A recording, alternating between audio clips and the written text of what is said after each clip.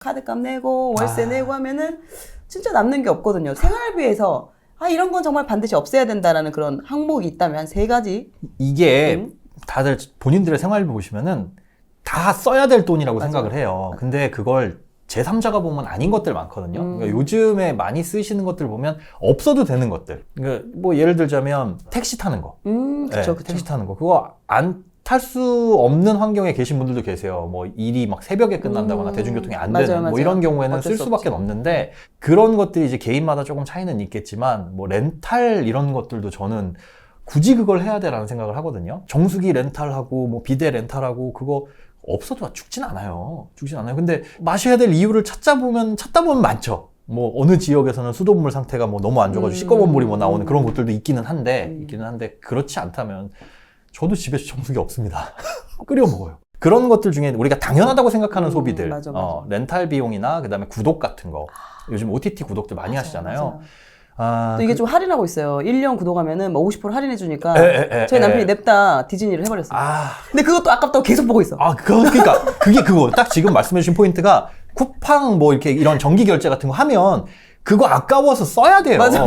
물론 이제 그걸 살 때 이거 배송비 아까운데 근데 제가 지난번에도 말씀드렸지만 친구 통해가지고 사도 되는 거고 또 웬만한 것들은 또 배송비 무료인 것들이 많이 있는데 사실은 이게 배송비 무료가 아니라 뭐 녹아져 있긴 하죠 가격에. 근데 그런 거 정기 구독 같은 걸 걸어 놓으면 그만큼 고정 지출이 나갈 수밖에 없습니다. 그리고 그 고정 지출이 나가다 보면 이걸 생활비로 딱 분석을 해봤을 때 못 줄이는 소비라고 그냥 미리 본인들이 판단하고 빼놔요. 마치 월세 내야 되는 것처럼 당연하게 지출해야 되는 부분이라고 생각이 드는데 그런 분들을 직접 대화를 해보면 이거 줄일 수 있는 소비입니다 라고 얘기하면 굉장히 아쉬워해요. 근데 그거 줄여야지 어떻게 하겠어요. 누릴 거 다 누리고는 돈을 모으기가 쉽지 않죠. 맞습니다. 하나로 묶자면 게으름 비용이에요. 뭐 배달비. 그 배달도 내가 조금 부지런하면은 왔다 갔다 하면서 뭐 방문 포장도 되는 거고 핸드폰 요금 우리는 꼭 써야 되는 돈이라고 생각을 하잖아요. 맞습니다. 맞는데 그럼 그 안에서 이제 줄일 방법을 찾아야 되고 뭐 알뜰폰으로 바꾼다든가 불편하긴 하지만 생명 유지에 지장은 없는 것들 그런 것들은 일단 빼셔라. 그러지 않으면 월급이 늘어나도 쓰는 돈이 그만큼 늘어나 버립니다. 조금 더 편하게 그러니까 과거에는 없었지만 새롭게 생기는 그래서 우리가 편리해지는 거기서 돈 들어가고 있는 게 뭔지 뭐 요즘엔 커피 같은 것들도 뭐 정기적으로 충전해서 먹고 뭐 그러더라고요. 그걸 충전해 놓으면 돈을 쓰게 되잖아요. 맞아요. 정기 구독하는 것 중에서 내가 좀 줄여야 될 거 없는지 그 다음에 배달 요금, 택시비 같은 거 그거부터 일단 고정 지출해서 머릿속에서 지우셔라. 좋습니다. 네. 줄이려고 하는데도 이게 좀 잘 안 되는 경우가 있잖아요. 네. 그렇게 막 나도 모르게 그냥 줄줄 새는 이런 지출들을 좀 통제하기 위해서는 그럼 지금 할 수 있는 게 뭐가 있을까요? 줄줄 새는 돈들 보면 대부분 이제 3가지 정도예요. 그러니까 지출 통제가 안 되는 거. 용돈 정해놓고 외식비 정해놓고 쓰지 않는 부분. 이거는 꼭 정해놓고 왜냐하면 거기서 제일 많이 줄일 수 있거든요. 용돈이라고 한다면 그냥 이거 진짜 안 써도 내 생명 유지에 지장 없는 부분들 뭐 커피 마신다거나 술 마신다거나 이런 이제 용돈 통제부터 시작을 하셔야 되는 거고 그 다음에 이제 이자나 수수료 같은 것들 있잖아요. 그 대출 비용이나 이런 것들은 당연하게 생각을 하는데 주택담보대출 받으신 분들은 특히나 사실 대출 쇼핑 굉장히 자주 해야 되거든요. 우리가 주택담보대출을 받고 다시 상환을 하게 됐을 때는 중도상환수수료가 물론 있지만 그것 때문에 뭐 어느 정도 기간까지는 안 알아보는 경우들이 많이 있어요. 맞아요. 근데 정기적으로 하세요, 그거는. 그러니까 중도상환수수료를 물더라도 내가 대출을 갈아타는 게 더 유리한 뭐 그런 경우들 많으니까 요즘에는 주택담보대출 뭐 비교 이렇게만 치더라도 비교 사이트들 많이 나와 있어요. 근데 그런데 보면 뭐 각 은행들 여기 데이터 끌어다가 그걸 비교해주고 추천을 해주는 거거든요. 그러면 나는 주거래은행이 무슨 A은행인데 생각지도 못하게 한 번도 거래하지 않은 이금융권의 무슨 어디 금고 뭐 이런 것들이 훨씬 더 싸게 해주는 경우들 많이 있어서 굉장히 크게 아낄 수 있는 부분이 이건 있다. 지금 바로 해보셔도 되겠네요. 네. 지금 영상 다 보시고 이거 광고 아닌데 뭐 제가 주로 이제 이용하는 사이트가 뱅크몰이라는 뱅크몰 앱이 있어요. 근데 거기 들어가면 정말 디테일하게 내가 사는 아파트 몇 동 몇 호 집어넣고 이거 대출 금리 비교하면은 쭈르륵 나오거든요. 그러면 갈아타는 게 몇백만 원 아낄 수 있는?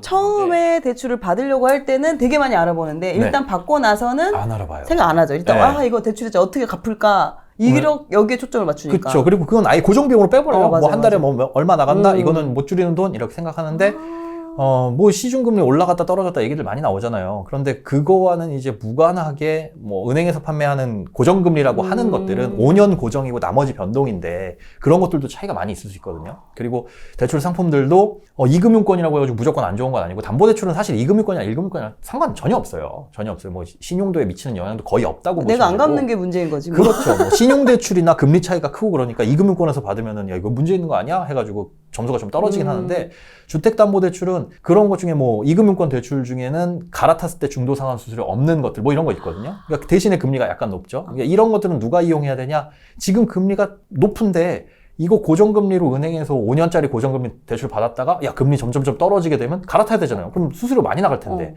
그래서 앞으로 금리가 그래도 언젠가는 좀 떨어질 것 같은데 한 1년 안에 뭐 이렇게 생각하는 것들. 그러면 차라리 중도상환 수수료 없는 걸로 약간 높은 이자 물다가 괜찮은 거 나오면 갈아타고 주거래은행이나 이런 거는 주택담보대출 같은 경우에는 특히나 절대 맹신하지 마셔라. 그 다음에 이제 불필요 금융상품. 가입해놓고는 또 손 안 댄단 말이죠. 그 중에 불필요 금융상품 중에 하나가 가장 대표적인 게 보험. 보험은 사실 비용이에요. 이거 뭐 보험으로 나중에 뭐 돈 만기 절대 더 뭐 비싸. 만기 상환 만기에 환급해주는 그런 보험들이 훨씬 더 비싸고 이게 사실 내가 아프거나 다치지 않으면 다 버리는 돈이잖아요. 그런데 그게 아프거나 다쳤을 때 나는 보험금 많이 나와. 나는 뭐 일주일만 입원해도 하루에 뭐 10만 원씩 나온다, 15만 원씩 나온다.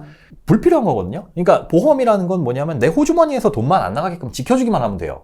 내가 저축하고 있는 거, 대출 갚는 거 아프거나 다쳤는데 이 저축이 확 깨진다거나 아니면 대출을 못 갚는다거나 이런 문제만 안 생기면 되는 수준으로만 유지하면 되는 거기 때문에 보험료는 버리는 돈이다 라고 생각하시고 그러면 최소한으로 버려야 되겠죠. 그냥 그 정도 수준만 하면 되는데 그게 저는 이제 경험적으로 봤을 때 지금 보험이 하나도 없어요. 저 지금 새로 가입할래요? 라는 혹은 다 깨고 지금 새로 가입할래요? 라고 했을 때 기준이 나이 곱하기 한 3,000원에서 4,000원 사이. 30살이 내가 싹 깨고 보험을 새로 가입한다 라고 했을 때 한 9만 원에서 12만 원 사이 그 언저리에 와야 웬만큼은 그럼 빵빵하게 가입했다. 근데 그걸 넘어선다? 그럼 뭔가 불필요한 게 많이 껴있다. 그럼 일단은 뭐 변액이나 종신 이런 거는 아예 다 빠지네. 왜냐면 9만 원은 넣을 수가 없거든요. 네, 그렇죠. 그러니까 정기보험 모르시는 분들 위해서 정해진 기간 동안만 보장받는. 네네. 사망보험금이 사실은 남겨진 가족들을 위해서 하는 거잖아요. 뭐 80세 때 아버지 돌아가셨어. 내가 사망했어. 우리 애들 어쩌나? 이런 걱정은 사실은 필요 없죠. 지들 다 독립해가지고 알아서 먹고 살고 있을 텐데. 그러면 애들이 독립하는 65세까지는 그래도 내가 책임져야지? 내가 나이가 40살이네? 그러면 25년짜리 요것만 가입하면 되죠. 근데 65세까지는 그렇게 사망률이 높지가 않아서 싸요. 제가 40살에 사망보험금 1억 65세까지로 했을 때 가입한 게 2만 원인가? 그러니까 2만 원만 버리면 돼요. 그러면 언제 제가 그 중간에 죽더라도 1억은 나오는. 그럼 5억짜리라고 한다면 10만 원이면 충분하다는 거죠. 그래서 그런 정도로만 살짝 버리고 나머지 돈들로 차라리 저축을 하셔라. 그리고 뭐 진단비 이런 것들 큰 돈 들어가는 거 있잖아요. 암, 뇌질환, 맞아. 뭐 심근경색 이런 것들은 모든 보험에 사실은 다들 있어요. 그건 중요한 특약이기 때문에 대신 이제 손해보험사 쪽이 훨씬 더 범위가 넓다. 그런 쪽으로 인터넷에서 가입하시면 훨씬 싸게 뭐 가입할 수 있습니다. 특히 자녀보험도 저도 많이 넣었었는데 태아보험, 뭐 CI보험 뭐 이런 거 많이 넣었었거든요. 애들 보험이 이 부모님의 뭐 이 부성애, 모성애 이런 것들을 자극해서 되게 비싸요. 맞아요. 그래서 근데 사실은 애들은 아프면 엄마 아빠가 케어해주면 돼요. 그 돈으로. 근데 엄마 아빠가 아프면 애가 돈 벌어올 거예요? 안 되잖아요. 어렸을 때나 많이 아파요. 그래서 실손보험도 사실 애들이 더 비쌉니다. 그런 것들도 막 불필요한 특약들 있는 거 다 발라내고 깔끔하게 가입하셔라. 아까 말씀드린 나이 곱하기 3,000원은 20살 이후예요. 아무리 못해도 20살 이후 보험료나 비슷비슷하다. 그리고 애들 보험은 특히나 만기 길게. 물론 이제 뭐 아프거나 뭐 유전적인 뭐 그런 게 있으면 당연히 이제 그런 부분은 당연히 이제 준비를 해야 되는 부분이 있지만 그렇지 않은 경우에도 이제 염려심에 그런 경우는 괜히 뭐 요즘에 특약들 보면 근데 상담을 받으면 안 늘 수가 없어요. 그러니까 너무 말씀을 잘해. 이걸 가입하면 그게 막아지는 건 아니다. 그러니까 암보험 가입한다고 해서 암이 안 걸리는 거 아니잖아요. 근데 그런 것 중에 대표적으로 꼬시는 것 중에 하나가 뭐냐면 학교폭력 위로금 뭐 이런 거. 요즘 학교폭력 막 이렇게 해가지고 뭐 말들 많잖아요. 근데 학교폭력 위로금 뭐 100만 원. 학교폭력 무슨 의미가 있어? 그게. 그러니까 학교폭력 생겨가지고 그거를 무슨 소송을 걸었을 때 어떤 조건들이 있어요. 근데 마치 그걸 가입하면 학교폭력 우리 아이는 안 당할 것 같은 그런 이상한 위안감? 전혀 아니거든요. 사실 그것 때문에 그거 특약 얼마 안 해요. 뭐 20원밖에 안 해요. 20원은 내 돈 아니에요? 그런 것들이 따지고 보면 되게 많아요. 그 20원이 쌓이면 200원이 되는 거고 2,000원이 되는 거고 2만 원이 되는 거거든요. 그걸 또 한 20년, 30년 동안 내야 되는 거고. 맞아. 그러니까 특약 중에 야 이거 없어도 전혀 지장 없겠다 하는 것들은 그냥 빼시는 게 훨씬 낫죠.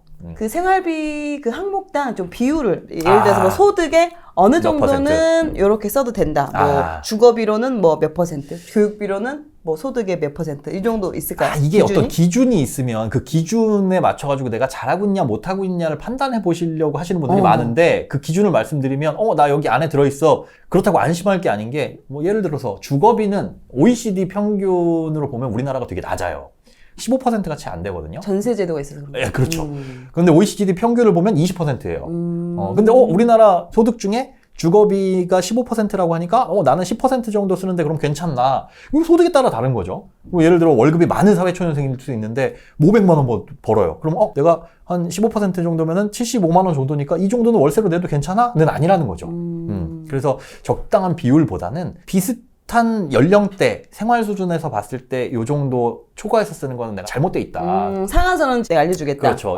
예를 들어 우리가 사회초년생 때 월세를 산다 그러면은 요즘에는 뭐 오피스텔 월세도 60만 원, 70만 원짜리 많잖아요. 맞아요. 근데 보면 주변에 그렇게 사는 사람 많은데 근데 그런 거 아끼지 못하면 안 돼요. 내가 정하는 거죠. 예를 들자면 나는 남들이 쓰는 주거비보다는 한 15%, 20%는 아낄래. 그러면 이 오피스텔 이런 데보단 뭐 빌라나 이런 쪽으로 들어갈 수밖에 없는 거고 투룸보다는 원룸으로 들어갈 수밖에 없는 거고 그런 식으로 평균이라고 한다는 거를 내가 맞춰야 될 기준이라기보다 그건 맥시멈이고 내가 여기서는 남들보다 얼마 아낄 거야. 라는 목표로 들어가는 거. 그래서 생활비나 주거비나 이런 것들도 기준이 얼마다라기보다는 주거비는 한 15%라고 했지만 생활비 따지고 보면 생활비의 범주가 너무 커가지고 맞아요. 누구는 60% 쓰는 사람이 있는가 하면 누구는 40% 쓰는 게 있어요. 그리고 이건 소득에 따라 달라지는 거고 한 달에 생활비 300만 원 들어가요. 월급 300만 원 받는 사람은 생활비가 100% 나가는 거고 1000만 원 버는 사람한테는 30% 나가는 거거든요. 그래서 그 생활비의 적당한 비율보단 여기서 우리가 꼭 필요하게 지출하는 것들이 무엇이냐. 그러니까 아닌 것들을 좀 발라내야 된다는 거죠. 의식주가 포함이 되는데 그중에 식비라고 포함된 게 마트에서 얼마를 쓰고 있는지 그다음에 외식으로 얼마를 쓰고 있는지 이런 것들을 잘 발라내가지고 생활비에 범주에다 포함시키지 말고 유동적으로 내가 조절할 수 있는 거 이렇게 빼놓으셔야 된다는 게 사실은 핵심이에요. 이게 똑같네요. 저축도 그렇잖아요. 소득의 몇 퍼센트 저축을 해라. 이게 네, 맞아요. 많이 할수록 좋은 거지. 네. 그리고 많이 할수록 좋은 건데 그렇다고 해서 90% 사회초년생을 저축하세요. 이게 누구한테는 맞는 말일 수도 있고 누구한테는 절대 불가능할 수 있어요. 엄마 아빠한테 얹혀 살면 90% 저축 가능해요. 200만 원 벌든 300만 원 벌든 진짜 본인이 아끼면 가능한데 독립해가지고 나와서 월세 내고 이미 이분들 같은 경우에는 30% 정도가 주거비로 빠져나갈 텐데 그분들이 어떻게 90% 저축을 하냐 이거죠. 그래서 그건 상황마다 다르기 때문에 몇 퍼센트가 적당하다라고는 선을 그을 수는 없어요. 내 상황에서 지출은 아무튼 최대한 줄이고 저축은 최대로 올릴 수 있는 게 무엇인지를 고민하고 그렇게 행동을 해야 한다. 그렇죠. 그리고 그 기준을 잡을 때도 남들은 보통 보면 주변에서 월세 얼마 써? 라고 했을 때 그래도 남들보다 한 20-30% 아껴야 되겠다. 이런 기준을 스스로가 잡아야 됩니다. 가계부는 필수로 써야 되겠네요. 저는 안 써요. 쓰지 말라고 말씀드려요. 진짜요? 네. 왜냐면 가계부를 쓰는 목적만 달성하면 굳이 귀찮게 그거 안 해도 되니까. 근데 오히려 그리고 가계부를 그런 목적 없이 쓰면은 관리하기가 어려워요. 그러니까 요즘에 가계부 어플 이런 거 잘 나오잖아요. 네네. 카테고리별로 잘 구분을 해줘요. 뭐 식비, 의료비, 맞아. 그런데 그 식비 안에 포함된 게 내가 이게 친구들한테 밥을 사주면서 한턱 쏜 용돈인지 아니면 내가 진짜 먹고 살기 위해서 쓴 돈인지가 구분이 안 되니까 그런 가계부는 아무짝에도 쓸모없거든요. 그럼 봤을 때 지난달에 식비 비중이 높았네? 그럼 이번 달에 식비 줄여야지?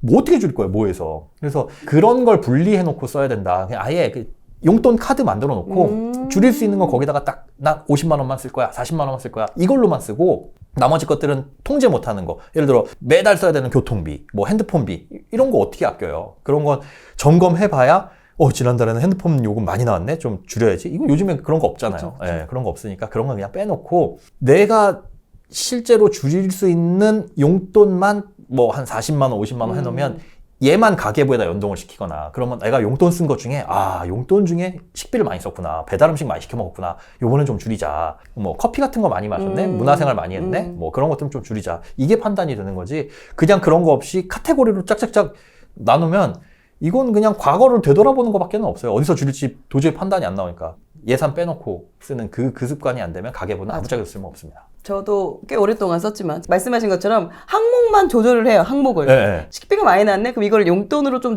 옮겼다가 용돈이 많아서 그러니까. 그 용돈을 식비로 이렇게 올렸다가 이거 결국 뭐 하는지 모르겠어요. 분식회계도 아니고 그게 누굴 위해서 쓰는지 모르겠어. 그러니까요. 그러니까 누구한테 점검받고 혼날 것도 아니고 이거 목적 자체가 줄이려고 불필요 소비 줄이려고 하는 거니까 내가 통제 가능한 소비와 그렇지 않은 걸 구분하고 그 다음에 그걸 가계부하고 연동해가지고 예를 들어 나는 A라는 체크카드만 용돈에 쓸 거야. 그게 낫겠다. 혹은 뭐 체크카드가 아니면은 뭐 A라는 신용카드만 이거 쓸 거야. 혜택이 많아서. 그럼 그것만 가계부에 연동해가지고 내가 용돈으로 도대체 쓰는 거 뭐에 많이 쓰나. 그때그때 구분하지 않으면은 나중에 가서 내가 왜 그때 많이 썼지? 이러니까 아예 카드를 구분해가지고 쓰시는 게 제일 좋습니다. 또 이런 경우도 많거든요. 네. 맞벌이를 함에도 불구하고 개별로 월급 받은 거를 쓰면서 이제 생활비로 각자 얼마씩 각출을 해서 예. 그걸 이제 생활비로 쓰더라고요.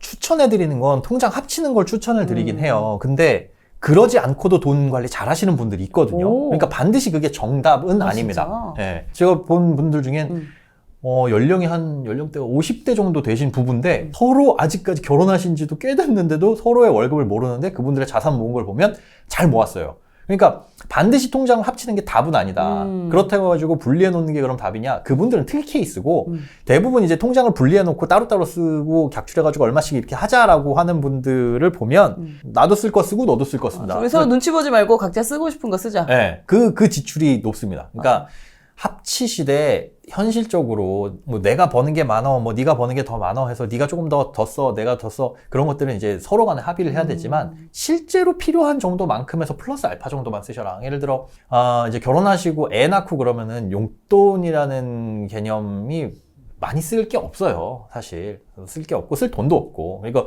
또 여성분들 같은 경우에는 직장을 다니시면은 그런 이제 사회적인 어떤 품위 유지 비용이 필요하기는 한데 직장을 또 안 다니시고 쉬고 그러면은 사실 집에 있으면서 그렇게 돈을 많이 이게 쓸 만한 지출처가 없거든요. 옆집 엄마 만나야 되고 앞집 엄마 그렇죠.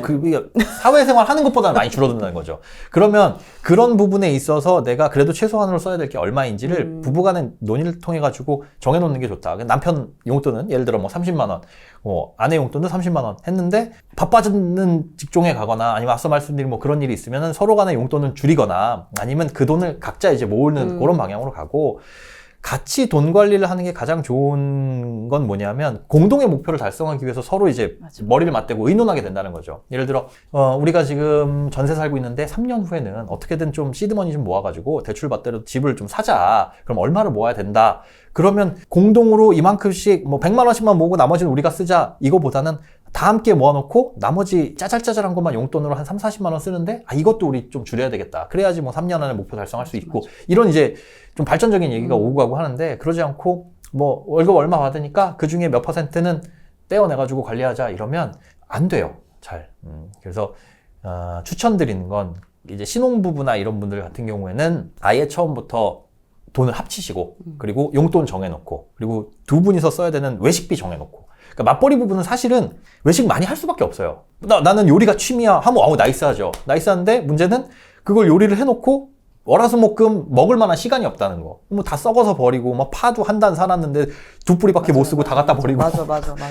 외식비도 보통 보면 요즘에 많이 늘어났더라고요. 2명이서 쓰시는 맞벌이 가구의 외식비 보면 한 80만 원 정도 이렇게 쓰시는 경우가 제가 본 사례 중에는 대부분이에요. 60에서 80 사이 이렇게 쓰는데 그 외식비도 통장 하나에다 딱 넣어놓고 내 용돈 통장 말고 토스나 이런 데 보면 모임 통장 같은 거 있거든요. 맞아요. 네, 그거는 권한만 주면 이 통장에 있는 걸 볼 수도 있고 쓸 수도 있어요. 그러면 우리 모임 통장 안에 우리 외식비 통장 안에 60만 원이 있어. 그러면 오는 길에 뭐 치킨 한 마리 사오세요. 뭐 이런 거면 사실 이거 내 용돈으로 써야 되나? 이게 생활비 아니야? 뭐 이런 것들 있잖아요. 좀 치사하지만. 오늘 뭐 치킨 먹고 싶은데 그 앞에 전기구이통닭 돌아가는 거 그거 하나 사다 줘 라고 했을 때 그럼 생활비로 쓴다? 이건 사실 어떻게 보면 외식이잖아요. 그 외식비 통장에서 그러면 이게 뭐가 되냐면 한 달에 60만 원 외식비로 쓰기로 했는데 이번 주에 10만 원 정도 외식했네? 다음 주에는 조금 여유롭게 할까? 뭐 이런 게 되거든요. 아니면 이번 주에 외식 너무 많이 했는데 이거 좀 줄이자. 그게 서로 간에 그걸 가지고 돈을 가지고 얘기를 하지 안 그러면 그냥 의식 없이 쓰게 돼요. 어제는 치킨 먹었으니까 오늘은 치킨 말고 딴 거 먹자. 이런 식으로. 맞아. 내가 샀으니까 너가 한번 사. 네, 뭐 그렇게 돼요. 그러면 이게 어차피 나도 쓰고 너도 쓰고 우리도 쓰고가 되거든요. 그러지 말고 내 용돈, 네 용돈, 그다음에 우리 공동의 뭐 데이트 통장처럼 외식비 이렇게 정해놓고 그 안에서 쓰시려고 하고 나머지는 아예 다 떼어내고 공과금 같은 거 거기서 나가고 거기에서 이제 저축되고 그런 식으로 가시는 게 가장 좋습니다. 일단 돈 모으는데도 되게 중요한 포인트인데 통장을 합치는 게. 근데 또 이제 사고 치는 걸 예방하는 차원에서도 그런 게 또 관리가 필요한 것 같아요. 그래서 저희는 남편과 저의 그 금융기관 이런 모든 비번을 제가 다 알고 있거든요. 이게 되게 중요한 포인트인데요. 사실은 뒷주머니 찾는 경우들도 많이 있잖아요. 그래서 그걸 방지하려면 어떻게 해야 되냐면 공인증서를 뭐 이렇게 공유해도 되지만 미리 좀 숨통을 좀 터놓는 거. 미리 좀 많이 줘라. 그래서 많이 주지는 않고 용돈이죠, 용돈. 예를 들어 한 30만 원 정도 필요해. 그러면 한 40만 원 정도. 여유 있게. 그리고 본인이 아껴서 나머지 모은 돈은 서로 간에 노터치. 그걸로 무슨 뭐 100만 원짜리 낚싯대를 사든 뭐 200만 원짜리 핸드백을 사든 그건 내 돈 쓰는 거니까. 근데 그거를 이제 돈을 합치지 않고 이렇게 어영부영 쓰다 보면 야, 너 명품백 샀더라. 뭐 이러면서 나도 그럼 저 정도는 사도 되지 않을까? 서로 소비가 늘어나거든요. 그런 돈 말고 용돈을 약간 여유롭게 둬가지고 거기서 모아가지고 알아서 지출하는 건 그게 아무리 내가 봤을 때 돈 주고 저런 걸 사냐 싶어도 노터치 하는 거죠. 저도 이제 직장을 꽤 오래 다녔는데 네. 거기에 보면 이제 그 뒷주머니 차는 그 스킬들이 날로 늘어나고 있더라고요. 저는 사내 커플이었기 때문에. 네, 저희 남편은. 근데 그게 가능해요? 아니, 저희 남편은 안 되죠. 근데 이제 그 외에 이제 남직원들 같은 경우 보면은 다른 계좌를 알려줘가지고 그 다른 계좌로 받아서 그 계좌로 본인이 쏴주더라고요. 얼마를 빼서. 추석인데 네네. 추석에 또 이제 걱정되는 게 경조비가 많이 나가잖아요. 많이 조카들 나가죠. 만나거나 이런 게 지금 이제 5만 원짜리 지폐가 생기면서 이제 이게 10,000원짜리 꺼내기가 되게 민망할 정도로. 그래서 3만 원짜리 지폐가 나와야 돼요. 세뱃돈이 특히나 뭐 네, 그렇죠. 맞아요. 그런 것들도 사실은 예산을 잡아서 쓰는 게 가장 좋죠. 그러니까 예를 들어 100만 원 쓴다. 그러면 나누기 12달 하면 83,000원이잖아요. 그러면 한 10만 원 정도는 이거 고정 비용이야. 라고 생각하고 빼놔야 돼요. 비상금적으로. 그러니까 이벤트 비용처럼 해가지고 예. 월 10만 원씩은 이제 뭐 명절 때나 이런 뭐 부모님 생신이나 이런 것들 때 쓴다 생각하고 미리 이제 빼두셔라. 미리. 그리고 이제 해서는 안 될 게 뭐냐면 사회초년생들 돈 벌기 시작하면서 추석 때, 설 때 부모님께 그래 와가지고 막 50만 원짜리 뭐 이렇게 옷 한 벌 해드리고 하는 분들 있어요. 물론 효자야. 근데 그거 하지 마셔라.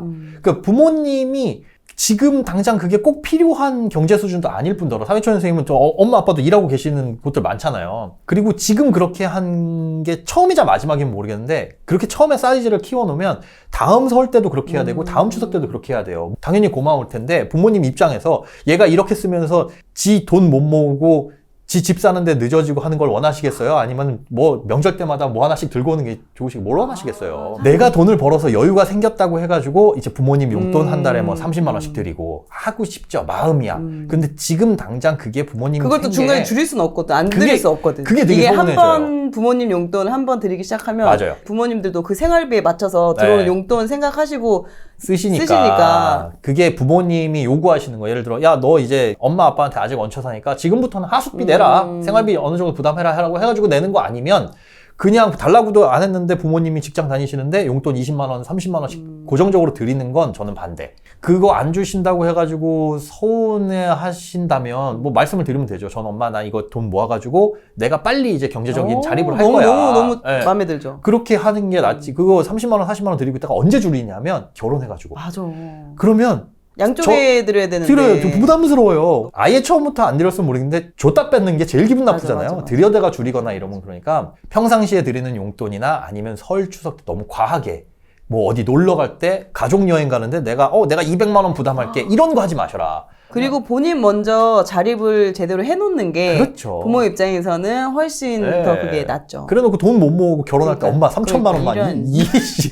나한테 꼴랑 500 쓰고 3천 그러니까 그러지 말고 그러니까 부모님께도 그거는 말씀드려라. 부모님도 서운할 수 있어요. 얘가 이제 월급 받기 시작하는데 어떻게 뭐 하나도 없냐. 그러면 엄마 아빠 나는 이거 돈 빨리 모아서 뭐 대신 뭐 작은 선물은 사드릴 수 그쵸. 있으니까. 사줄 수 있죠. 근데 그게 너무 이야기하면. 과하지 않은 수준에서 제발 그거 괜히 뭐 부모님께 왜 그런 거 있죠. 왜 케이크 이렇게 해가지고 돈 줄줄줄줄 뽑는 거 그런 건 우리 환갑이나 칠순이나 맞아. 뭐 10년에 한 번 돌아오는 그때 맞아요. 괜히 인스타에 친구 우리 아빠 좋아하시는 모습 보세요. 그럼 나도 이렇게 해야 되나? 총 쏘는 것도 있고. 네, 이것도 해보니까?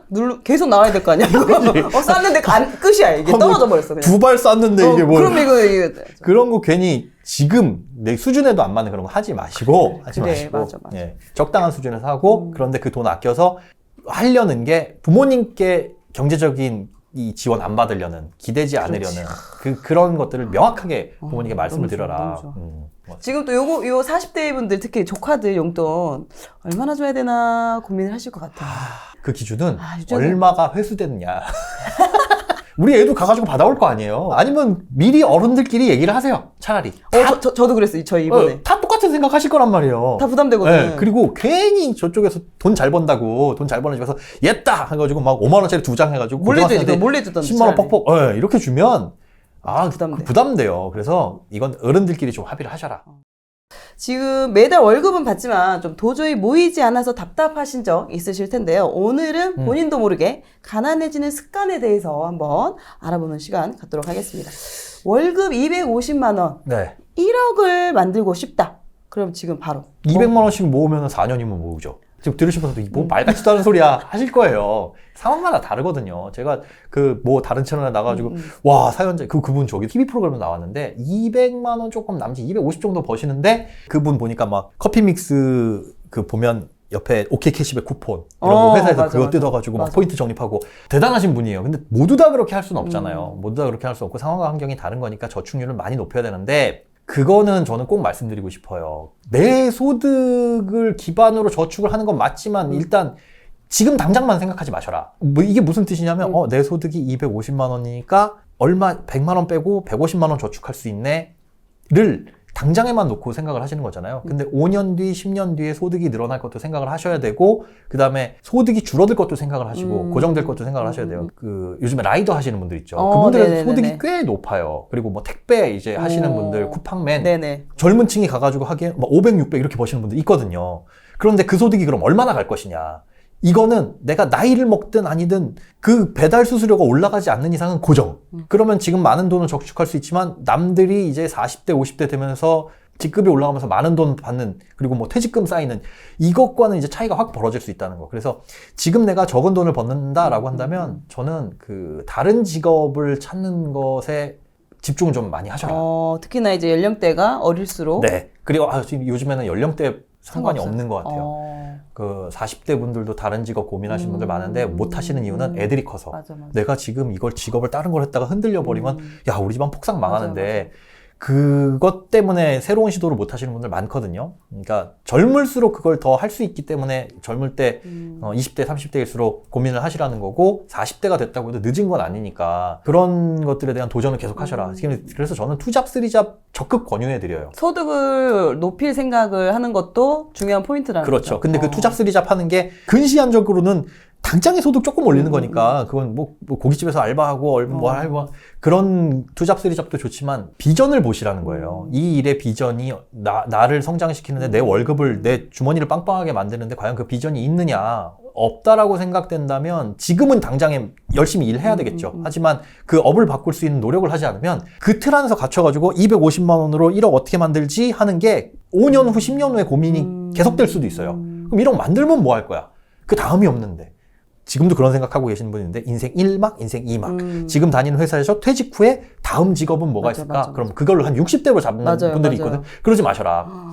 35, 40이 돼도 언제든 다른 직업이 완벽하게 바뀔 수 있다는 생각으로 가져가야지 그 틀을 깨지 않으면은 그냥 고정적인 월급? 물론 여기에 채널 이름이 월급쟁이 부자들이지만 한계를 두지 마시라는 그런 말씀은 꼭 드리고 싶어요. 그러지 않으면 계산하는 거 뻔하거든요. 1억 나누기 150 하면 몇 개월 저축해야 되는지 빤히 나오잖아요. 그러면 일단 그걸 하기 위해서는 지금 내 일에 대해서 좀 다시 한번 고민을 해볼 필요가 있겠네요. 늘 계속 고민하셔야 돼요. 내가 하고 있는 일에 대해서 정말 만족스럽고 즐겁다.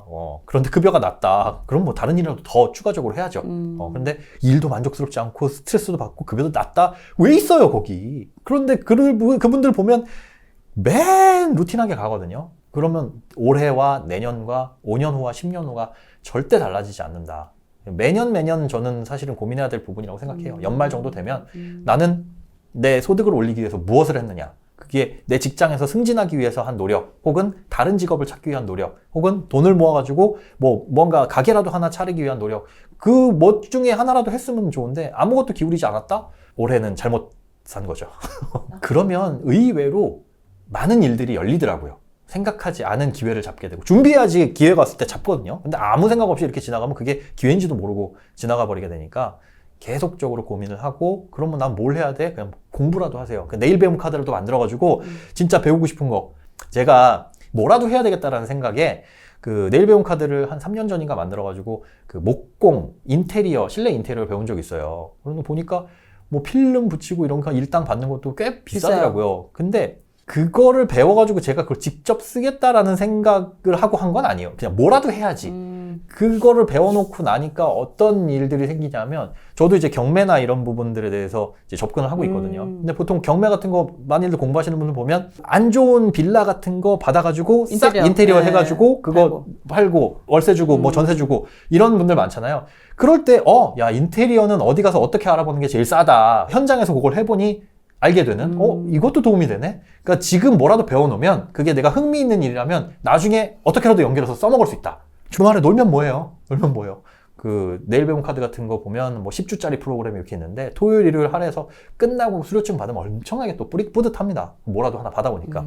당장에는 별 소득이 뭐 없을 것 같은데라도 해보시는 게 중요하다. 지출을 줄이기가 어려운 게 바로 이 SNS. 이 SNS를 보다 보면은 정말 모두가 다 부자인 것 같고, 네. 모두가 다 금수저인 것 같고, 다 이런 생각이 들거든요. SNS를 끊는 분들도 계세요. 끊는 게 가장 좋은데, 그 소비 틀 자체가 높아진다는 거, 기준 자체가 높아진다는 거. 1억 만들고 싶다 하는 거에 이것도 하나 포함되겠네요. SNS에서 하는 것들 쫓아야 생각하지 마시고, 메인 스토리에 뭐 어디서 뭐 맛있는 거 먹고 뭐 이런 거 다니는 거, 내가 그 유혹을 못 견디겠다면 아예 끊으세요. 우리가 담배 끊을 때도 담배가 눈앞에 있으면 못 끊잖아요. 그거 치워버리는 것처럼 아예 눈에서 멀어지셔야 됩니다. 돈도 쓰고 자존감도 떨어지고, 맞아요. 뭐 득이 되는 게 거의 없어요. 거기서 허세 부리는 거 보면 진짜 한심한 생각이 사진 드는데. 찍을 때 이렇게 딱 시계에 그 벤츠 그 운전석 이렇게 딱 나올 수 있고, 제발. 또 그 테이블 위에 그냥 차키. 차키 그 명품 가방 그냥 볼 듯 말 듯. 그걸 상표는 보이게. 진짜 들만한 수준이 되고 몰만한 수준이 되면 그런 거 잘 안 해요. 근데 실제로 그런 분이 별로 없어요. 없어요. 네, 별로 없어요. 실제 돈 많으신 분들 만나보면 이분들은 맨날 백화점 가서 식사할 것 같은데 아니에요. 요즘 또 취미. 황제 취미라 해가지고 테니스, 네. 골프, 사이클 뭐 이런 취미들을 또 이제 많이 하시는데 네. 이런 것들도 상당히 은근히 비용이 많이 들잖아요. 많이 들죠. 나 또 안 갈 수도 없고 나도 배워야 되나 또 이런 생각이 또 들 수도 있을 것 같아요. 직장인 그게 일적으로 배워야 되는 경우도 있기는 있어요. 배울 거면 저기 뭐 헬스클럽, 골프 뭐 이렇게 같이 필라테스 묶어가지고 하는데 실내에서 하는 레슨 선생님한테 배워도 얼마 안 해요. 그런 거 정도 학습은 괜찮지만 나 취미 하나 가져볼까?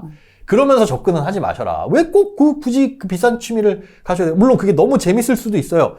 있지만 하고 싶은 거 재밌는 거 다 하면 뭐 돈은 언제 모여요? 둘 중에 하나 포기해야죠. 이거 황제 취미라고 말씀하셨는데 황제 취미를 즐기려면 황제만큼 벌면 그때 가서 즐기셔라. 요새는 그 자전거도 네. 뭐 1,000,000원 막 이러더라고요. 우리가 경제적인 자유를 얻자고 그렇게 노력하는 거 아니에요? 맞아요. 경제적 자유 얻기 전까지는 그런 거 끊으세요.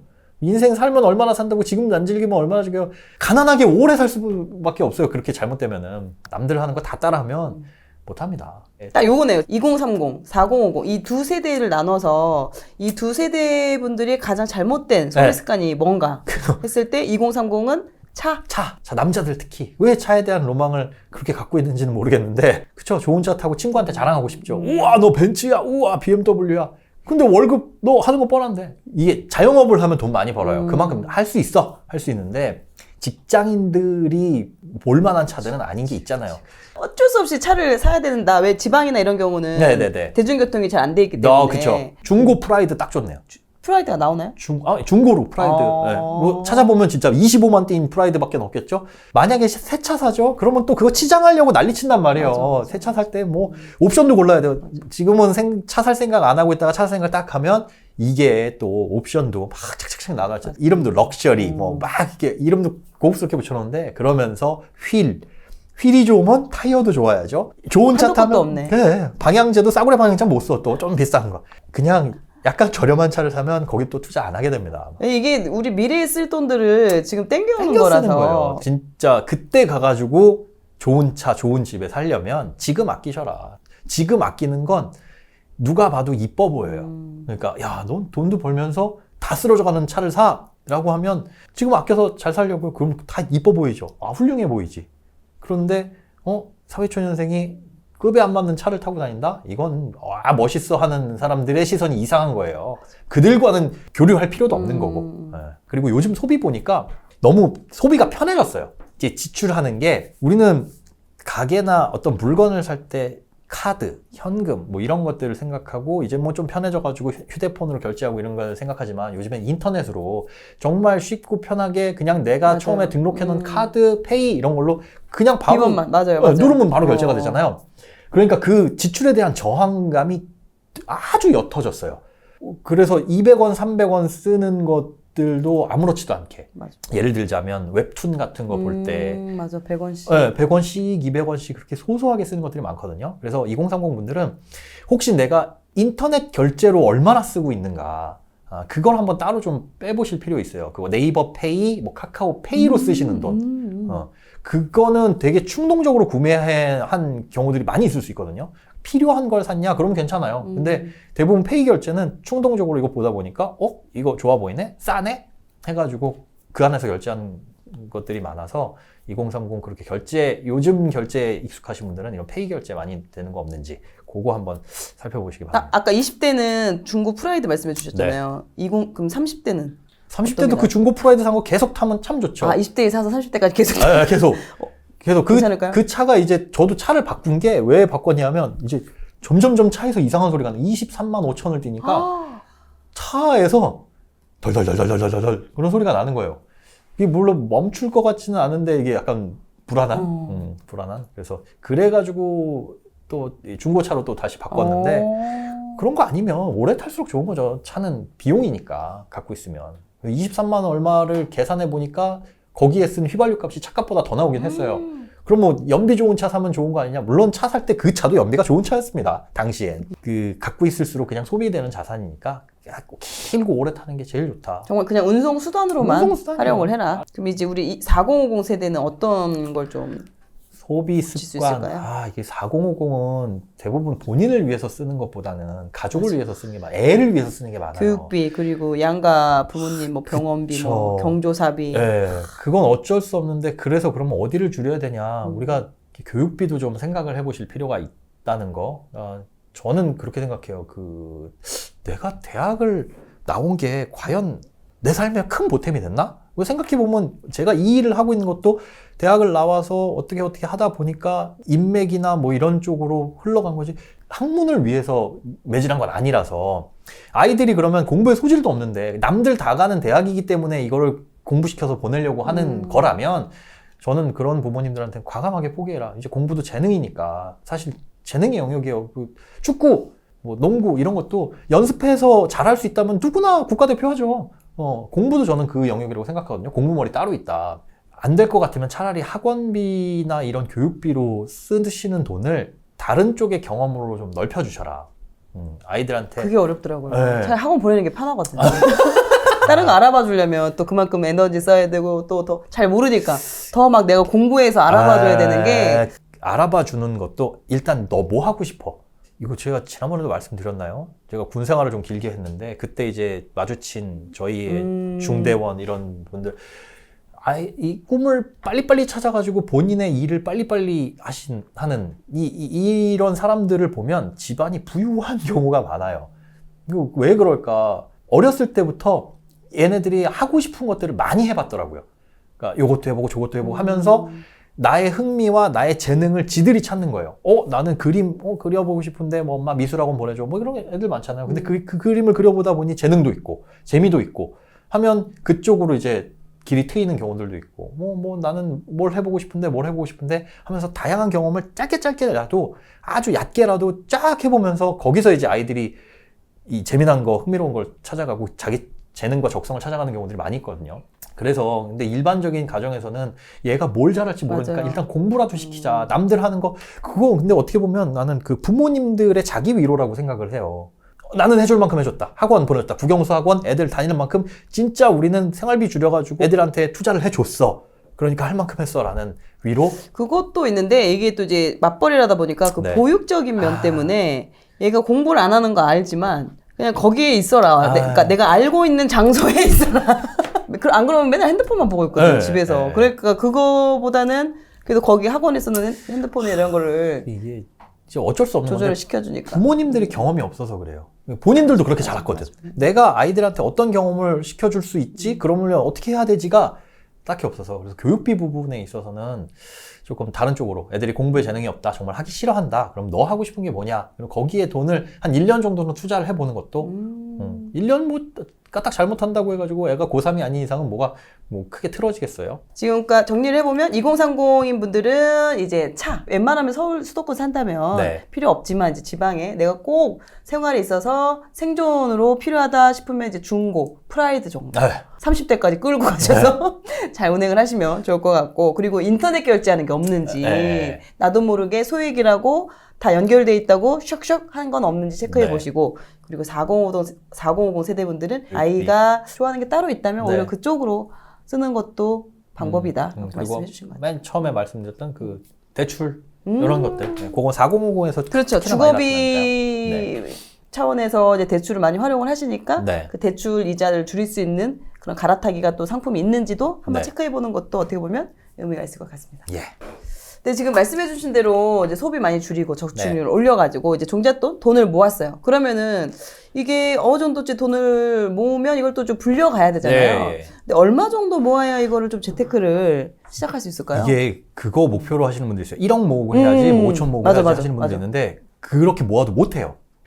순서가 거꾸로 돼버린 거예요. 1억 모으는 게 되게 의미가 있기는 해요. 근데 그 1억을 모아가지고 무슨 재테크를 해야지라는 걸 처음부터 세워놓지 않으면 1억 모은 다음에 이제 공허에 빠집니다. 난 부자가 됐다고 느낌도 없고, 그냥 모았고 그럼 이제 2억 모아야 되나? 없어요, 그 다음이. 그래서 재테크는 얼마 모으면 시작해야 됩니다가 아니라 나는 무슨 재테크를 하고 싶냐. 이거는 사람마다 성향이 다르고 뭐 해가지고 다 다르거든요.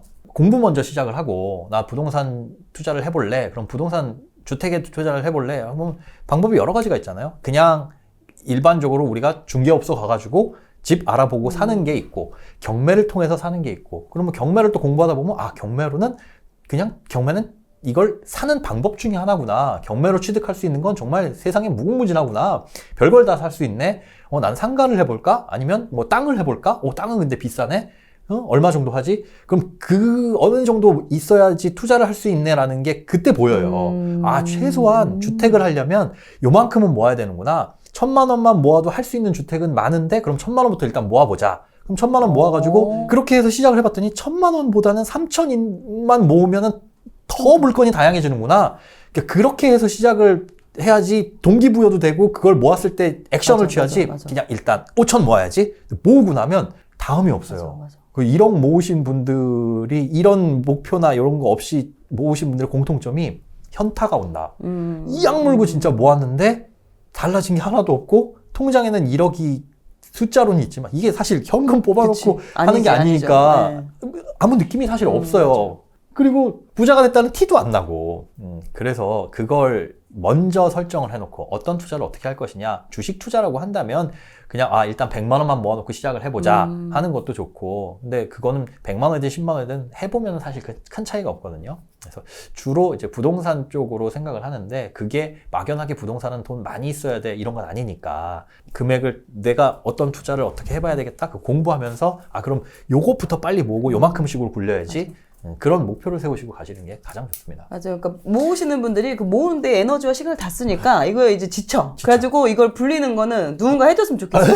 하고 이걸 그냥 턱 맡겨버려. 그리고 망하죠. 이게 이제 또 안 좋게 되니까 이런 부분들이 좀 생기는 것 같더라고요. 그럼 만약 예를 들어서 100만 원 정도 모은다면, 그러면 그 중에 한 20만 원 정도 내가 어떤 걸 공부할지를 알아가는데 쓰는 비용으로 책정해서 쓰는 것도 도움이 되지 않을까. 아주 좋아요. 요즘에는 그 유튜브는 다 공짜지만 그렇게 보면서 이거 좀 내가 깊게 공부해봐야 돼 하는 것들이 있거든요. 그런 거는 뭐 예를 들어 경매가 그런 거다. 그러면 경매 학원을 다녀도 되는 거고, 아니면 온라인 강의를 돈 주고 끊어도 되는 거고, 실제 유튜브에 올라와 있는 것과 돈 주고 배우는 것은 깊이 차이가 전혀 다르거든요.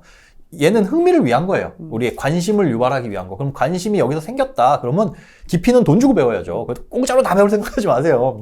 미용의사가 되려면 미용 학원을 다녀야 되는 것처럼, 그렇죠. 내가 뭔가 재테크도 그쪽 분야에서 돈을 벌려고 하면은 좀 비용을 어느 정도는 감안하고 시간과 에너지를 써야 될 것 같아요. 물론 그게 처음부터 무조건 강의나 이런 게 아니더라도 다양한 책을 보면서 그걸로 인해서 또 관심을 갖는 것도 찾는 것도 거죠. 방법이죠. 지금 좋은 말씀 해주셨는데 처음부터 돈 쓰실 생각하지 마세요. 그래요, 맞아. 나는 경매를 시작해볼까 해가지고 경매 학원부터 덜컥 안 돼. 아, 정말 답 없어요. 왜냐면 그 경매에 쓰는 용어도 몰라가지고 준비도 안 된 똑같은 상태에서. 강의를 들어도 이해를 못하기 못해요. 때문에 재미도 없고 아유 하기 싫어 이렇게 돼요. 이거 그러면 이제 나랑 경매는 안 맞아. 안 맞아. 그래서 맞아. 이거는 이제 흥미부터 공짜로 이제 어떻게 유튜브 재미난 것들 많잖아요. 추천 영상 유튜브 보고 아니면 그 또 관심 생기면 그와 관련된 기초적인 책부터 그렇죠. 보시면서 그러면서 이제 딥하게 이제 들어가시는 네, 거를 네. 추천을 드릴 수 있을 것 같아요. 난 이 삶을 바꿔보고자 덜컥 이거부터 빡! 이건 안 된다. 지난번에 나간 영상이 반응이 너무너무 좋았어요. 아유, 네, 특히나 댓글 반응이 살 어떻게 빼냐는 내용이 나왔는데요. 우리 진짜 재테크에 대해서 정말 거의 1시간 그러니까요. 반을 열심히 얘기했는데 네. 다 살 어떻게 뺐냐고 다이어트 팁 내놓으라고. 그냥 사실 뭐 한 거 없는데 굶기만 한 거밖에 없습니다. 요즘에는 근데 그걸 간헐적 단식이라고 하더라고요. 네, 그래서 그러니까 뭐 12시간 공복 최소한 그리고 16시간 공복 이렇게 유지하면은 알아서 몸에서 이제 지방을 분해한다라는 건데 사실 16시간이 유지하기가 쉽습니다. 그러니까 저녁만 조금 일찍 먹으면 네. 그리고 안 먹어야죠. 야식 같은 거. 그럼 몇 개월 만에 몇 킬로 빼신 거예요? 저는 전체적인 몸무게 피크 대비 지금으로 보면 한 23kg 정도로 뺀 건데 진짜 급격하게 빠진 거는 한 3, 4개월에 10kg 정도? 그때 1일 1식? 그쵸. 1일 1식을 매일 한 건 아니고 뭐 일주일 정도 중에 한 3번 정도? 그리고 나머지는 이제 2식, 1일 2식. 예. 그러다가 뭐 주말에 가끔 이제 술 마실 때도 있고요. 운동은 안 합니다. 운동 아예 안 해요? 운동을 못 해요. 시간이 없어가지고. 운동 안 해도 그냥 먹는 걸로만 해도 네. 충분히 그렇게 빠져요? 그 말이 있잖아요. 그 운동하면서 먹으면 건강한 돼지가 된다. 맞아요. 제가 딱 그거였거든요. 운동을 1년 반을 했어요. 아, 그전에요? 네, 1년 반을. 몰랐어. 열심히 다녔는데 안 빠지더라고요. 운동만 해서는 안 빠지고 식단을 같이 해야 되고 둘 중에 하나를 해야 된다면 식단을 하는 게 훨씬 더 효과적이다. 그렇게 하면서 이제 조금씩 위가 작아집니다. 아, 그렇죠. 제가 햄버거 뭐 이렇게 하면 세트에 이 세트 하나로 부족해가지고 버거킹을 가도 버거킹 크잖아요. 그래도 사이드를 무조건 시켰거든요. 근데 이제는 그 세트 하나도 너무 배가 부르고 김밥 먹으면 무조건 라볶이죠. 이건 세트인데 근데 그게 안 돼요. 그냥 김밥 한 줄만? 한 줄 먹으면 배가 불러서 네. 그러니까 위가 작아지는. 댓글에 이거 재테크. 아니 이게 왜냐면 그걸 너무 궁금해하셔가지고 댓글에 소장님 아이돌 됐다고. 네, 아이고. 진짜 한 10년 젊어 보이신다고. 네, 감사합니다. 엄청 네. 댓글 반응이. 그럼요. 저도 깜짝 놀랐어요.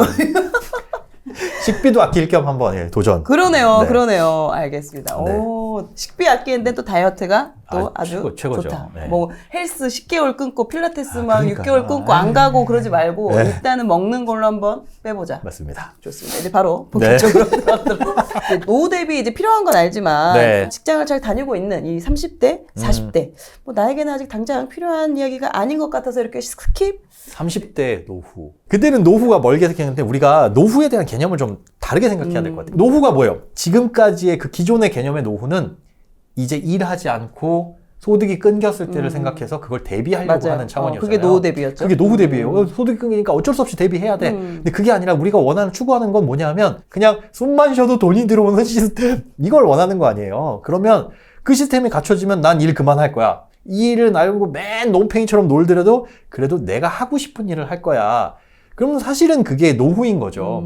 당장이라도 여러분들 통장에 100억이 있어서 그냥 숨만 쉬어도 이자만 받아도 살 수 있는 돈이면 회사 때려칠 거죠. 아니면 나는 회사가 즐거운데요. 그러면 회사는 재미로 다니는 거잖아요. 그러니까 그 노후 개념을 좀 바꾸셔야지 30대 때는 아직 멀었어 이런 생각 안 한다. 우리가 돈을 모으고 재테크를 하고 이런 거에 관심을 갖는 궁극적인 목표는 기존 개념에서의 노후 대비, 즉 경제적 자유. 그 똑같은 개념이에요. 그걸 얼마나 빨리 당기냐, 나는 나의 노후를 얼마나 당길 것이냐, 그거를 생각하셔야 되니까 내가 하고 있는 일들, 지금 저축하고 있는 거 모든 일들이 다 노후 대비라고 생각을 하셔야 된다. 근데 보통은 또 이제 집이 있는 분들은 네. 뭐 집 있는데 이걸로면 충분하지. 사실 충분하기도 해요. 근데 집이 사실은 대단히 좋은 노후 수단이 될 수도 있거든요. 그러니까 주택은 따로, 뭐 또 노후를 위한 자금은 따로가 아니라 주택을 활용해가지고 뭐 연금을 받는 제도라든가 이런 것들을 활용하면 굉장히 뭐 집 한 채만 저 떨렁 가졌어요. 우리나라 자산 비중을 보면 80% 가까운 게 부동산이고 그 부동산 중에 54%가 이 주택이에요. 그럴 수밖에 없어요. 열심히 돈을 모아서 사는 게 결국은 집이잖아요. 그럼 그 자산이 당연히 집 쪽에 몰릴 수밖에 없는데, 그럼 그거는 내 노후와 별개 이게 아니라 실제로 노후 자산으로 생각할 필요도 있다. 잘 활용할 수도 있다. 보통은 이거 물려줘야지. 아. 자녀한테 물려줘야지. 이런 생각들을 하시는데. 노노노노. 이제는 그런 개념 바꾸셔야 됩니다. 지금 어르신들도 바꾸셔야 될 게, 이제 수명이 너무 길어졌어요. 80 넘기는 건 기본이에요. 80까지 살았다고 칠게요. 그러면 자녀의 나이가 몇 살이에요?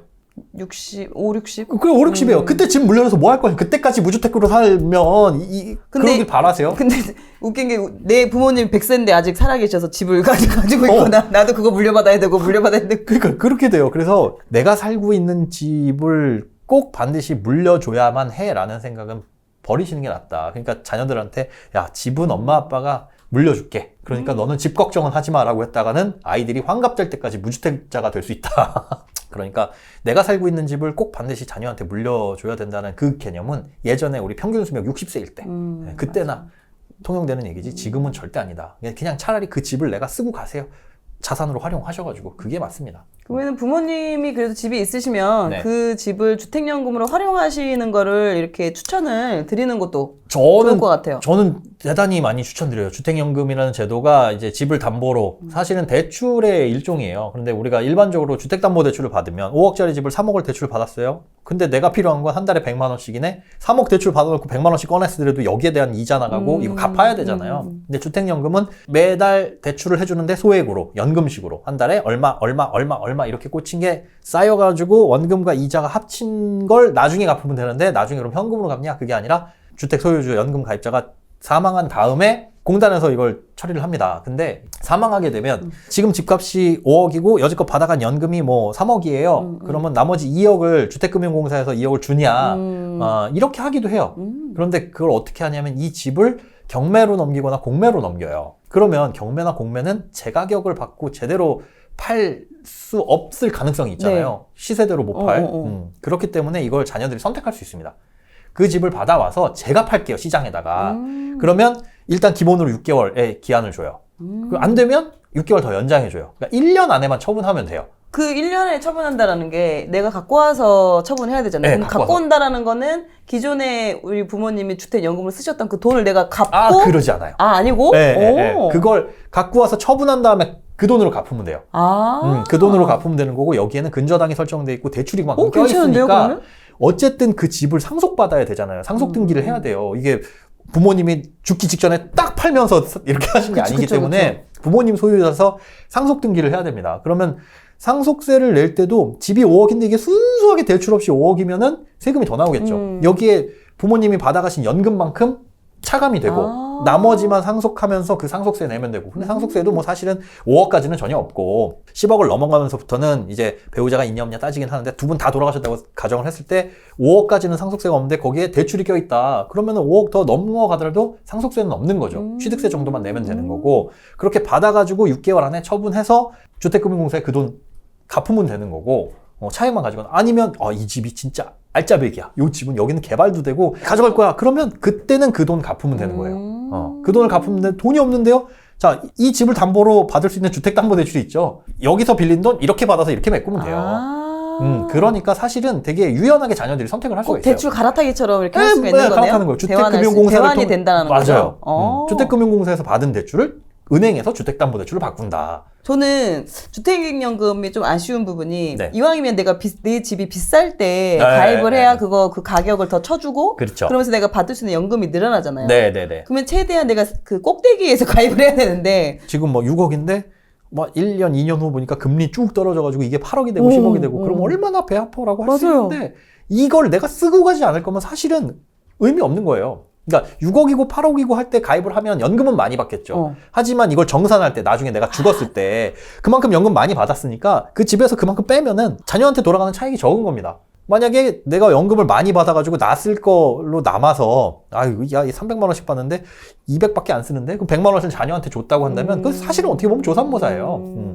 지금 많은 돈이 들어오는 게 좋겠지만 내가 필요한 정도의 금액만 들어온다면 집값이 뭐 오르고 떨어지고 어차피 자녀에게 나머지는 정산돼서 물려갈 거 그렇게 생각하시면 되고 1번은 2번은 진짜 급등해버렸다. 6억인 게 한 8억이 되고 뭐 10억이 됐어요. 그럼 그럴 때 재가입을 해도 되는 거고 근데 그거는 비추하는 게 비용도 많이 들어갈 뿐더러 그 집에 대해서는 3년 동안 재가입을 못 해요. 재가입을 못 해요. 그러면 어떤 방법이 있냐? 그 옆집으로 이사 가는 거예요. 예를 들어 102동 308호 5억일 때 가입해가지고 쭉 하고 있는데 이 집이 8억으로 올라갔다. 그럼 취소하고 재가입하려면 3년이나 기다려야 되고 그 중간에 어떻게 될지 모르고 비용 나가고 돈 갚아야 되니까 그러지 말고 그냥 8억짜리 집으로 그 똑같은 옆동 102동 308호에서 102동 아니면 103동 502호로 이사를 가서 이걸로 재가입을 하면 어차피 내 집도 8억으로 올랐으니까 그렇죠. 이걸 팔고 다시 옆집을 8억 주고 사가지고 네. 그렇게 가면 되는 거죠. 그게 담보 물건도 변경할 수 있지만 그것보다는 이거 취소하면서 담보대출 받아서 이거 갚아버리고 저 집으로 이사 가면서 갈아치우고 새로 가입하는 게 사실은 훨씬 유리해요. 물론 뭐 취득세나 뭐 이런 여러 가지 비용이 들 수 있긴 하지만 그런데 그런 걸 감안했어도 괜찮다면 드라마틱하게 뛰었다면 그래서 막 5억짜리 집이 주택가격 좀 올라서 5억 5천 됐는데 5억 5천일 때 가입할 걸 그거는 뭐 몇만 원 차이 안 나고 그다음에 아까 말씀드린 첫 번째 이유 때문에 어차피 조삼모사다. 그러니까 확 뛰는 경우에도 내가 얼마든지 대응할 수 있는 선택지는 있으니 그렇게 가고. 그리고 말씀하신 것처럼 이게 나중에 처분을 할 때 이제 돌아가셔가지고 그걸 받아야 될 때 팔아서도 받을 수 있다고 하셨잖아요. 그러면은 이게 그 시간이 지나서 예를 들어서 그 집값이 많이 올라 있으면 그 시세대로 팔고 또 이거 갚고 자녀들이 가져가고 받을 수가 있으니까. 그러니까 부모님 연령층, 이 60세 이후가 되신 연령층에서 생각하시기에는 그냥 적극적으로 하셔도 되는 제도고 그거에 집값에 상관하지 마시고 지금 내가 생활비가 필요하면 빨리 알아보시고 빨리 신청을 하셔라. 어차피 조삼모사라.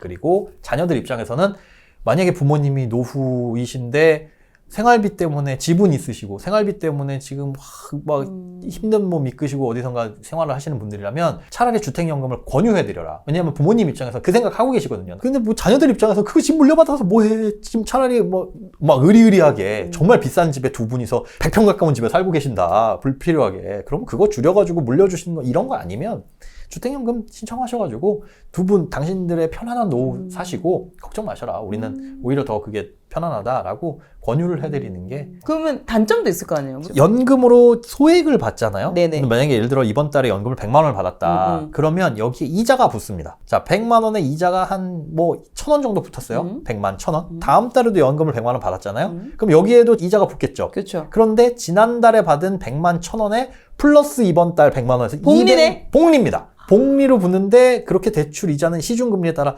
시중주택담보대출 정도보다 약간 낮은 이자라고 보시면 돼요. 근데 왜 그렇게 높아? 그러면 거기에는 이제 마진이 있는 게 아니라 보증료. 그러니까 오래 살더라도 무조건 죽을 때까지 지급이 된다라는 그것과 집값이 떨어져도 책임을 물지 않는다는 거. 그러니까 5억에 가입했는데 이 집값이 4억으로 떨어지고 3억으로 떨어지고 지방 같은 경우에 그럴 수 있잖아요. 맞아요. 있어요. 그리고 오히려 이제 막 뭐 요즘엔 지방 소멸이다 뭐다 해가지고 근데 그걸 판단하진 않거든요. 서울은 되고요. 여기 무슨 리? 뭐 이런 안 받아들여 이건 아니에요. 그러니까 그 리스크가 있기 때문에 차라리 지방 사시는 분들은 그러면 오히려 좋은 거죠. 더 해야 되네. 네. 떨어질 만한. 이게 꼭 아파트여야만 되나요? 아니요. 오피스텔도 되고 그다음에 일반 주택도 되고 그리고 주택과 상가가 혼합되어 있는 복합 건물이 있어요. 그게 주택 면적이 50% 이상이면 또 됩니다. 그리고 가장 좋은 게 다가구 주택도 돼요. 다가구 주택은 주택이 한 채잖아요. 네네. 오래된 다가구 주택은 뭐 한 15평 해가지고 방 2개에 뭐 이렇게 거실도 있고 거기에는 이제 신혼부부가 잠깐 살 수 있을 만한 뭐 그런 데들도 있거든요. 그런 다가구 주택은 원래 집이 뭐 여러 채인 것 같지만 한 채라서 네네네. 가입이 가능합니다. 근데 원래 주택 연금은 보증금이 있으면 안 돼요. 그러니까 여기에 채무가 껴있으면 안 되는데 다가구 주택 같은 경우는 500만 원, 1000만 원 보증금 껴있을 수 있죠. 네. 이거는 신탁 방식으로 가입하면 가능합니다. 그 신탁 방식이란 건 뭐 보증금을 이렇게 모아가지고 어디에 예금에 넣어놓고 왜냐면 보증금 받았다가 내가 받았는데 여기 근저당에 설정되어 있는 집인데 이거 문제가 생길 수 있잖아요. 근데 신탁 방식이란 걸로 가입하면 다가구도 되거든요. 그러면 다가구 3층짜리 사가지고 3층에는 우리 집이 살고 밑에는 월세를 받고 그리고 주택연금을 가입하면 이건 월세소득, 주택연금소득 두 가지가 동시에 발생할 수 있다. 만약에 나는 아파트 굳이 안 살아도 돼. 주택을 옮겨서 여기서 사는 것도 괜찮아 하시는 분들은 또 나는 월세 소득까지 좀 있었으면 좋겠어 네. 라고 하는 경우는 같은 값이면 야, 나 아파트보다 이게 훨씬 나은데? 라고 한다면은 이런 다가구 주택으로 신청을 하시는 것도 그러면 이제 추가적인 소득도 얻을 수 있고 거기서 마음에 안 든다 그러면 아까 말씀드린 그거 팔고 이사 가서 담보물건 바꾸면 되는 거니까. 말씀하신 게 대출이 있으면 보증금 있으면 안 된다고 말씀하신 네네. 게 그러면은 예를 들어서 제가 지금 집이 있는데 지금 주담대가 있어요. 네. 그럼 이런 경우도 가능해요? 일부 가능해요. 원래는 깨끗한 게 원칙인데 이게 대출이라고 말씀을 드렸잖아요. 10억짜리 집이 있다. 그러면 이걸 다 잘라가지고 주는 게 아니라 신청하는 나이에 따라서 10억짜리 집이지만 대출 한도를 딱 정해놓고 이걸 잘라서 주는 거예요. 그게 어릴수록 그 한도가 작아요. 예를 들어 뭐 60세에 신청을 한다? 그럼 그 대출 한도가 제 기억에는 30%가 채 안 돼요. 30%라고 가정을 할게요. 10억짜리 집이면 3억을 잘라서 주는 건데 제가 주택담보대출이 한 1억 있어요. 그러면 1억 있지만 그걸 퉁쳐가지고 2억을 잘라서 주는 개념. 네, 그래서 아예 나는 대출이 많다. 3억 정도가 대출이 여기 껴있다. 근데 내가 이거 갚을 능력이 없어. 그럴 때 주택연금을 가입하면 대출은 없애주고 그냥 나는 대출 원리금 안 갚으면서 이 집에 연금은 안 받지만 그냥 살 수 있는 거예요. 네, 그런 방식도 되게 다양한 방식으로. 다양한 방식이 있어요. 되게 다양하게 만들어놨네요. 이건 근데 비추하는 게 아까 그거 복리로 붙는다 그랬잖아요. 네네. 매달 연금을 받는 거는 복리로 붙는 게 크게 부담은 안 돼요. 그런데 이런 방식으로 일부 인출, 중도에 인출할 수 있는 것도 있거든요. 아이들 뭐 결혼한다고 해가지고 1,000만 원 꺼내 쓰고. 목돈 필요할 수 있지. 네, 그러면 연금이 살짝 줄어들긴 하지만 꺼내 쓸 수는 있어요. 목돈에서 이게 복리로 불어나다 보면 순식간에 확 불어나요. 그래서 물론 내가 쓰는 거엔 지장 없어 하면 상관없지만 나중에 아이들 물려받을 때 했더니 뭐 5억짜리 집이 쭉 4억 9천만 4억 9천 아니면 받아가신 게 6억. 이러면 뭐 책임질 건 없습니다. 책임질 건 없는데 그런 단점이 있으니까 가급적이면 주택연금은 연금식으로만 받고 앞에 뭐 대출 상환 용도라든가 아니면 목돈을 꺼내 쓰시는 건 다른 돈이 있으시다면 그걸로 활용하셔라. 그럼 우리 저희 주택연금 얼마나 나오는지 계산기 한번 시연해보는 것도 간단합니다. 주택연금 들어가 보면 예상연금 조회라는 페이지가 있어요. 네네.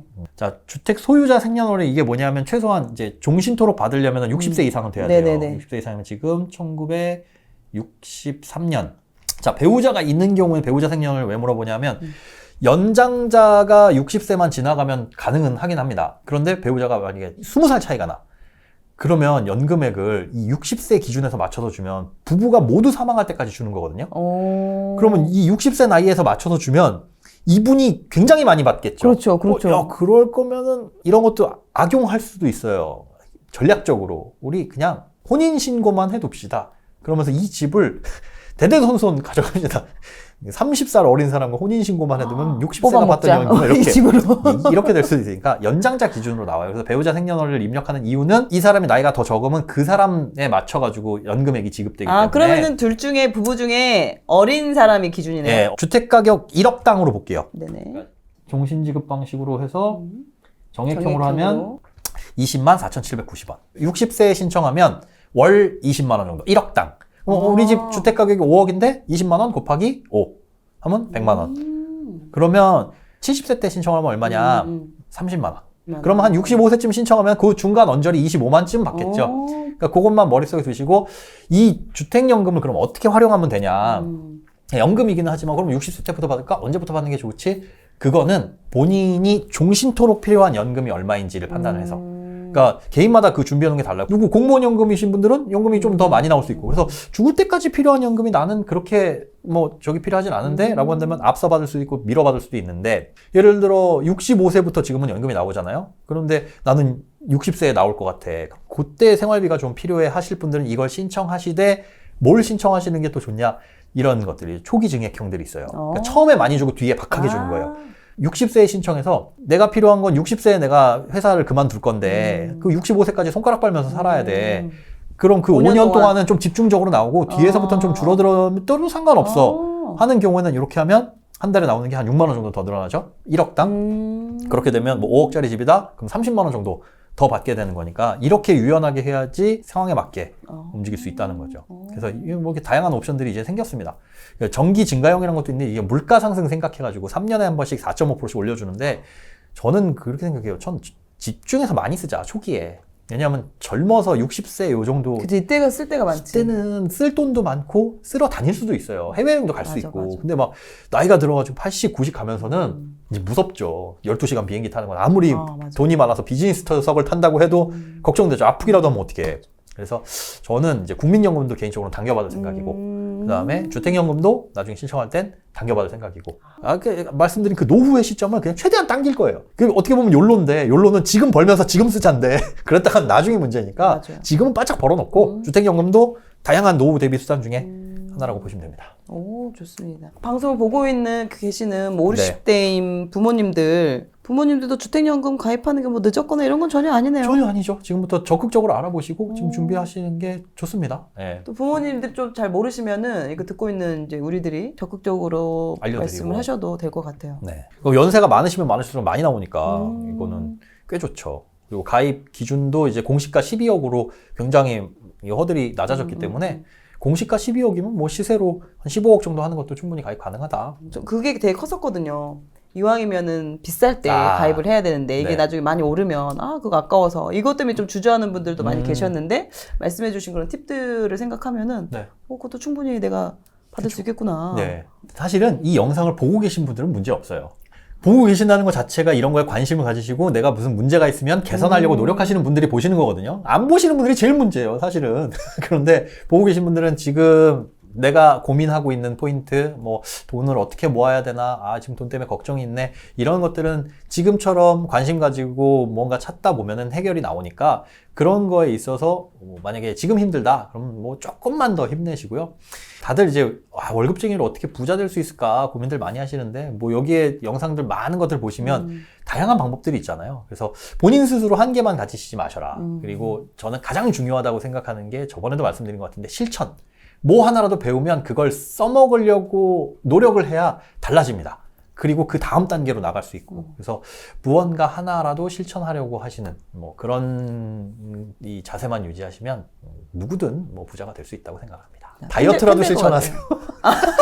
아니, 다이어트가 돈도 아낄 수 있는 방법이잖아요. 그렇죠. 건강도 챙길 수 그렇죠, 있고. 그렇죠. 네. 우리 소장님한테 네. 뭐 다이어트뿐만 아니라 또 궁금한 점이 있으시면 댓글로 남겨주시면 저희가 또 잘 체크해놨다가 다음번에 또 출연하셨을 때 물어보도록 하겠습니다. 네. 오늘 함께 해주셔서 감사합니다. 네, 고맙습니다. 감사합니다. 고맙습니다.